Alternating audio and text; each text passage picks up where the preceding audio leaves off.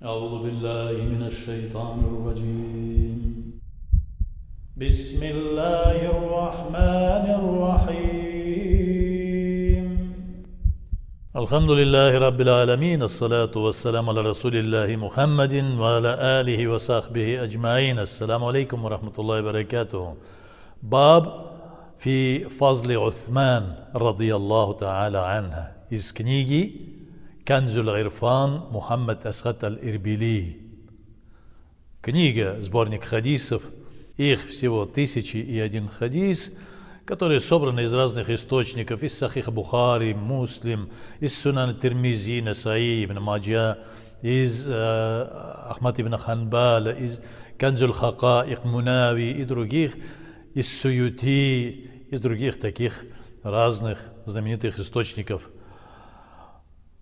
Усман ибн Гаффан, радiyallahu анху, Зиннурайн, как его называл Мухаммад, саллиллаху алейхи вассалям, то есть свет очей пророка Мухаммада, саллаллаху алейхи вассалям. Два раза свет очей, Зиннурайн. Почему свет очей? А потому что он два раза выдал две свои дочки за него замуж.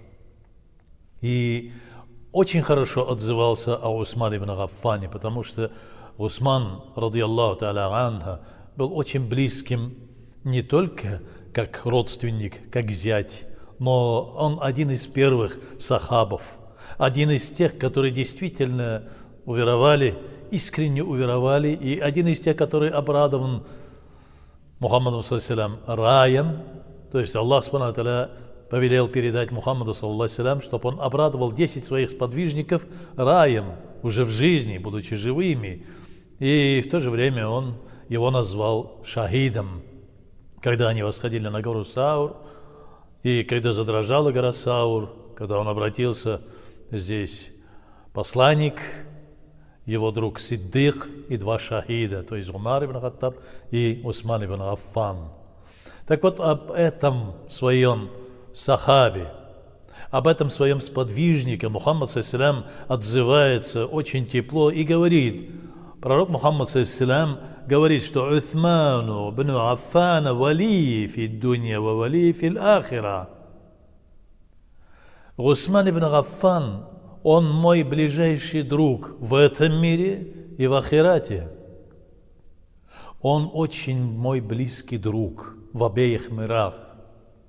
И после того, как он придет, последует за мной, после судного дня мы с ним будем вместе, он будет самым близким из друзей в раю, один из близких друзей в раю, говорит Мухаммад саллаллаху алейхи ва саллям. Уthману ахи уммати ва акрамуха. То есть он, Усман ибн Аффан, близкий, очень близкий ахи, он близкий друг моей уммы, но он самый восхваленный, он самый высший среди них, один из высших.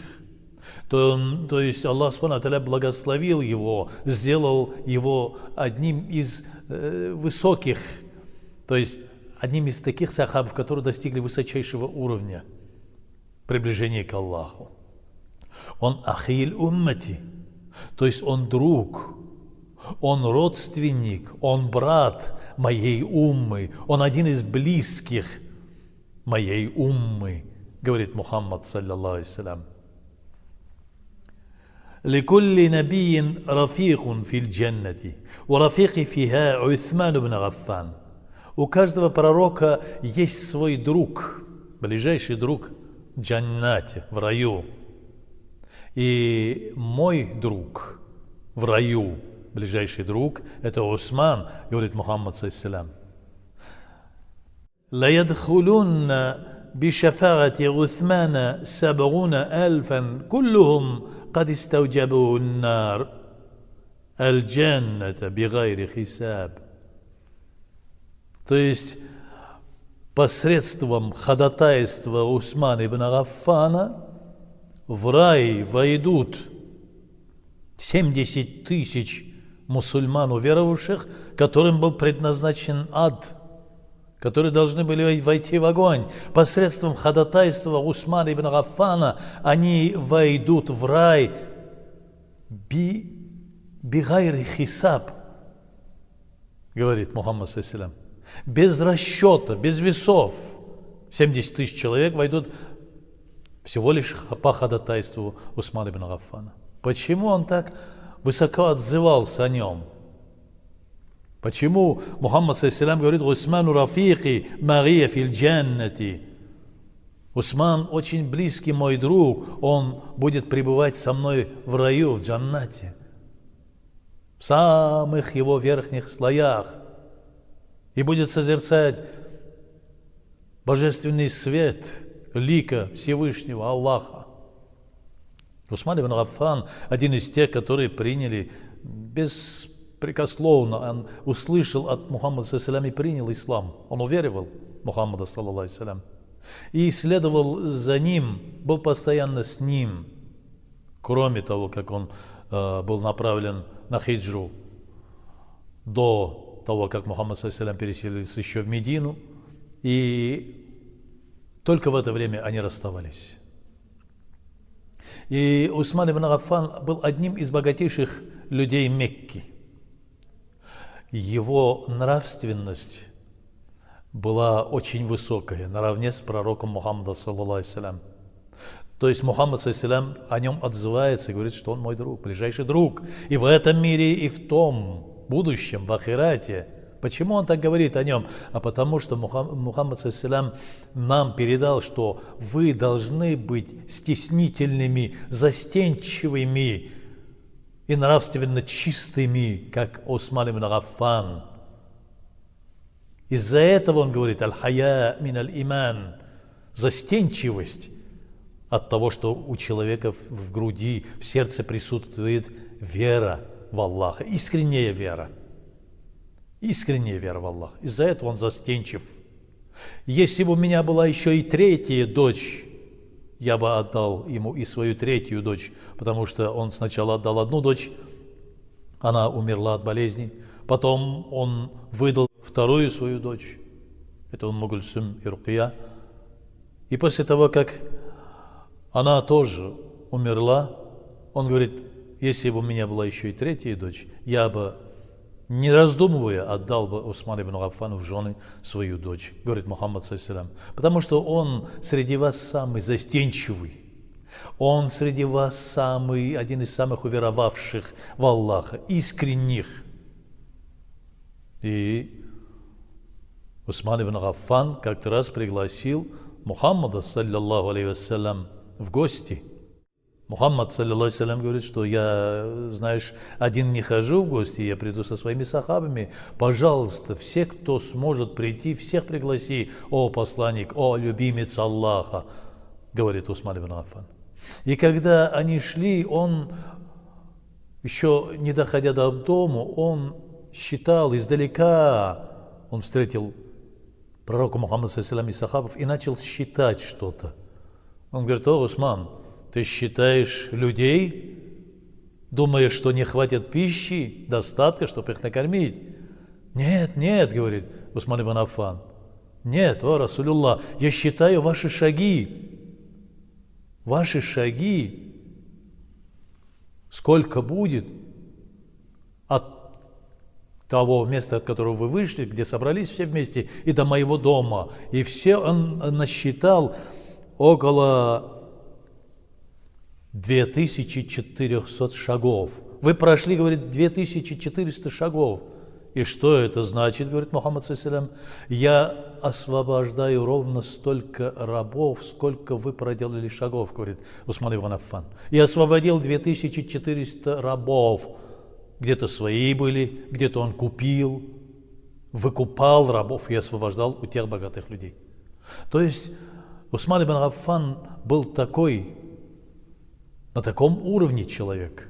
И когда Мухаммад саллаллаху алейхи ва саллям указал на него, что третьим имамом, третьим халифом будет он, и когда он стал халифом уже в возрасте, и когда он начал править, он правил искренне и со справедливостью. Да, сегодня есть некоторые исторические книги, которые опираются на книги идеологов, противников ислама, которые написали западные или там, я не знаю, какие-то другие авторы. Большинство сегодняшних книг переписаны из западных источников, которые действительно показывали Мухаммада, саллаллаху алейхи вассалям, и его сахабов в неприличном свете, показывая, что они совершали распри, что они спорили, 5-е, 10-е. Но нет. Мы знаем, что правление всех 4 халифов – это был золотой век ислама. Это были те люди, которые жертвовали всем, что у них имеется, и жизнью, и богатством, и временем ради уммы пророка Мухаммада, саллаллаху алейхи вассалям, были наисправедливейшими. В это время Усмана ибн Аффана начали обвинять, что он, дескать, узурпирует власть, совершает тиранию. Сахабы говорили, что это все ложь, не верьте.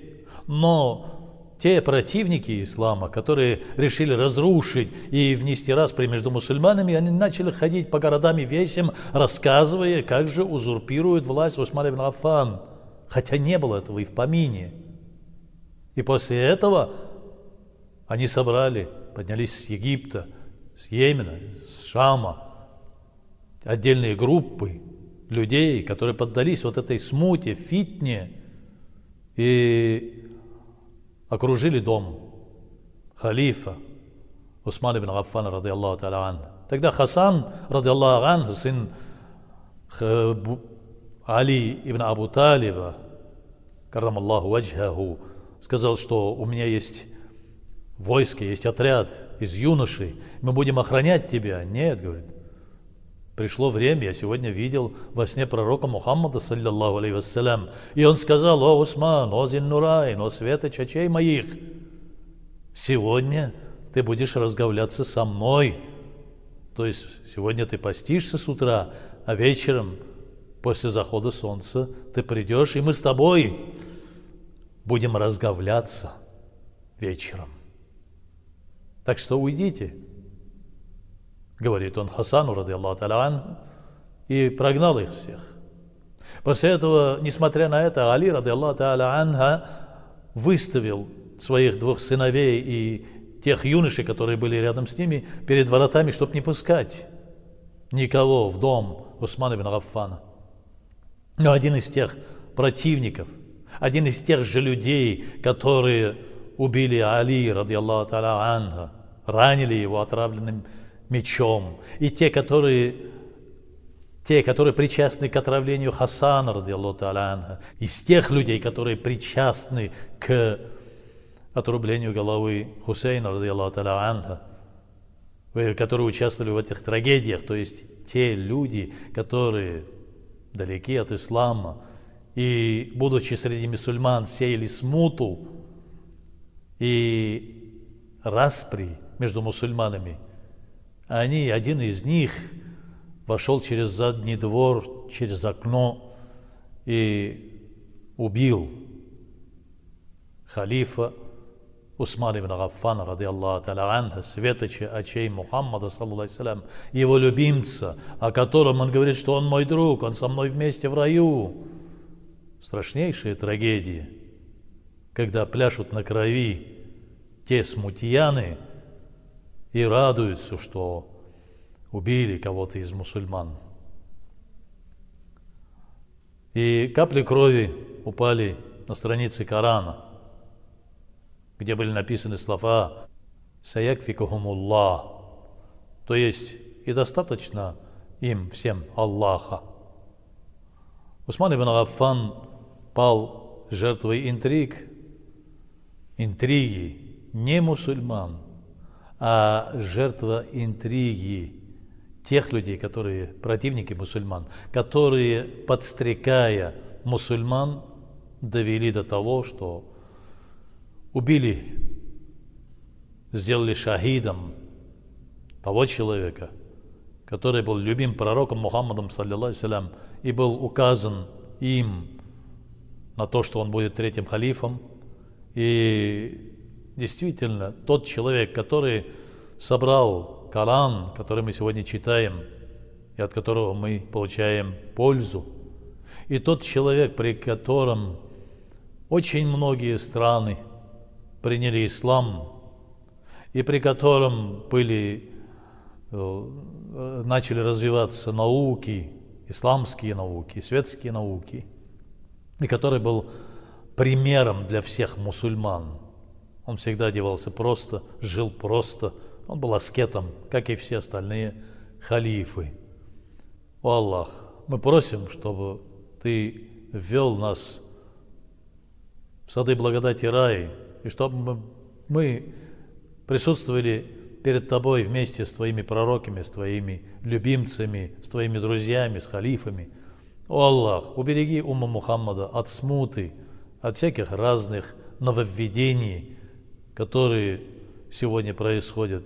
Убереги от смуты и прости грехи тем, которые по незнанию, по неведению, по своему невежеству совершают те или иные грехи и ошибки. Раббана атина фид дунья хасанатау ва фил ахирати хасанатау ва кина азабан нар.